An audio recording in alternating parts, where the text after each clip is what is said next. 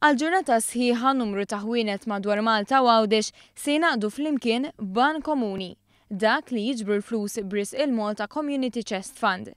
Gordon Patch mill-istess komunità spjega minn fejn ibtet l-idea oriġinali. Konna grupp ta' persuni kollha involuti fil-business b'xi mod jew ieħor u għadnax ma noħolqux xi ħaġa li timmovimenta in-naħa tan-negozju mingħajr ma n-nies nerġgħu nagħmlu appell ieħor taf kif biex niġbru l-flus mod dirett. Patch spjega kif is-sidien ta' ħwienet li applikaw biex jieħdu sehem f'din l-inizjattiva fit-2 ta' Mejju li ġej se jkollhom sticker mal-ħanut tagħhom li turi li huma parti minn din l-inizjattiva.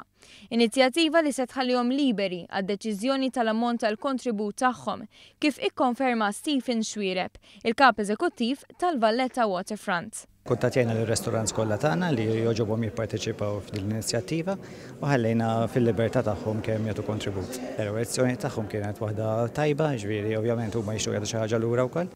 Il-President ta' Malta Mary Louise Coleiro Preca faħret l-impenn ta' daw kollha li b'xi mod jew ieħor qed jaħdmu biex jagħmlu din l-inizjattiva suċċess. Intant dawk is-sidien li huma interessati biex jingħaqdu fil-katina ta' ħwienet li se joffurmaw parti minn din l-inizjattiva dan huwa dak li jridu jagħmlu. Jekk hemm xi ħadd interessat kull ma jrid jagħmel huwa li jikkuntatti għal Malta Community Chest Fund, hemm żewġ metodi jew nkella iċempel direttament l-Uffiċċju tal-President u jistaqsi hemmhekk għal Malta Community Chest Fund jew nkella jibgħat email fuq communityday.opr@gov.mt.